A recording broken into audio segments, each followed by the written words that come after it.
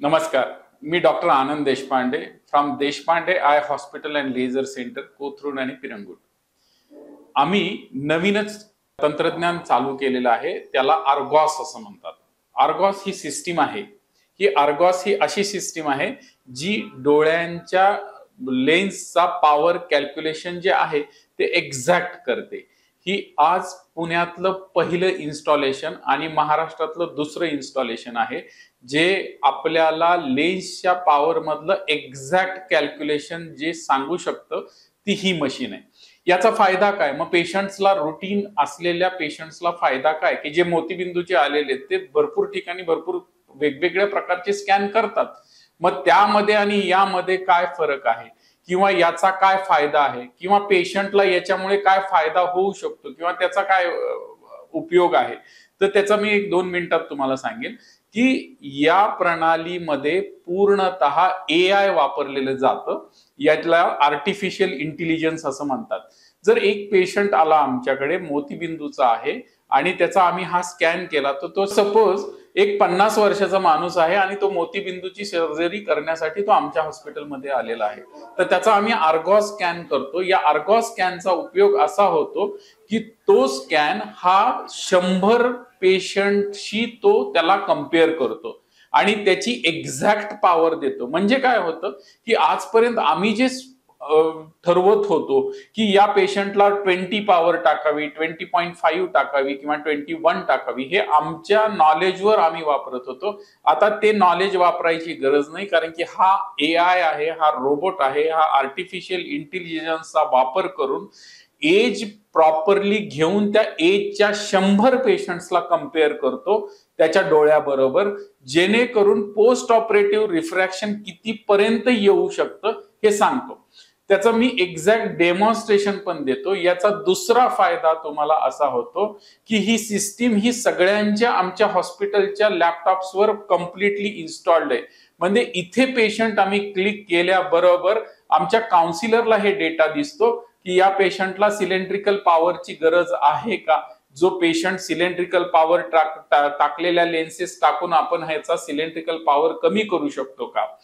तिसरा फायदा याचा हा आहे की हा जो क्लिक आहे किंवा ही जी OPD प्रोसिजर आहे ही एंटायरली मला ऑपरेशन थिएटरमध्ये at the time of operation पूर्णतः ऑल टाइम त्याचा डेटा ट्रॅक करत राहतो तो. म्हणजे काय फायदा होतो की जो पेशंट आहे त्या पेशंटचा स्कॅनिंग झालेलं एंटायरली डेटा मला at the time of operation completely scan होतो आणि कम्प्लिटली तो एव्हरी स्टेप ऑफ ऑपरेशन मला गाईड करतो. हे 3 मुख्य फायदे आहेत. सो पेशंट्सला त्या पोस्ट ऑपरेटिव्ह, मग याचा फायदा काय, तर पोस्ट ऑपरेटिव्ह रिफ्रॅक्शन जे आपण ऑपरेशन नंतर चष्मा घालवणे वगैरे म्हणतो, तो घालवण्यासाठी हा एक्झॅक्ट मीडिया आहे जो आपल्याला पिन पॉइंट सांगू शकतो की या पेशंटला किती नंबरचा चष्मा राहू शकतो.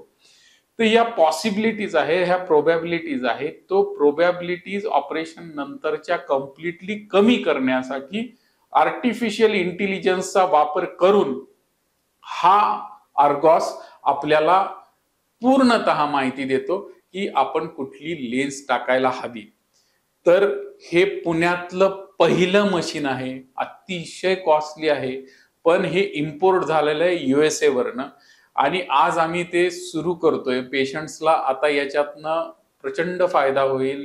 याचे पोस्ट ऑपरेटिव्ह रिफ्रॅक्शन्स USA मध्ये कम्प्लिटली ट्रायल झालेलं आहे. 3.5 वर्षापासून ते ट्रायल घेत आहेत आणि आज आपण पुण्यामध्ये पहिलं इन्स्टॉलेशन केलेलं आहे. कंपनीचे सर्व रिप्रेझेंटेटिव्ह उपस्थित होते आणि अतिशय छान रिस्पॉन्स आहे. तर ते कसं वापरलं जातं आणि तो कसा नंबर चेंज करून दाखवतो त्याचं मी तुम्हाला डेमॉन्स्ट्रेशन 1-2 सेकंदात देईन. आता आपण एक कन्सिडर करूया, हे प्रकाश कुलकर्णी. तर हा पहिल्यांदा एज घेतो ज्याच्यामध्ये 3 मे 1947 यांनी याच्यासाठी एज वापरलंय कारण की हा 3 मे 1947च्या पेशंटचा त्यामध्ये इनबिल्ड डेटा आहे जो तो स्वतः कम्पेअर करू शकतो.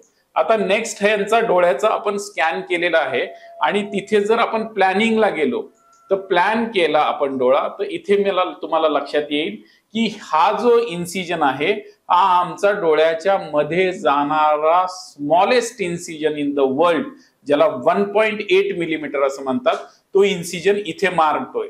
तर हा जर इन्सिजन मारला तर तो कसा होईल डोळा, तर याच्याबद्दलचे पूर्ण पॅरामीटर्स यांनी 360 डिग्री तो दाखवतोय.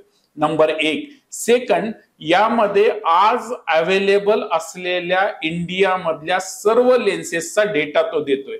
सपोज आपण जर इथे क्लिक केलं तर हा बरोबर दाखवतोय की जर तुम्ही 23 नंबरची जर लेन्स टाकली आणि तुम्ही इथे कट केला तर हा येलो फ्लॅग देतोय. येलो फ्लॅग याचा साइन हा आहे की हा ग्रीन झोन मध्ये नाही, तुम्हाला ही लेन्स बदलायला हवी. जर तुम्ही ती लेन्स बदलली तर पेशंटला जास्त फायदा होऊ शकतो. आणि त्याचं उदाहरण तुम्हाला इथे मी दाखवतो. हा बरोबर मी लेन्स बदलली की तो ग्रीन झोन मध्ये गेला.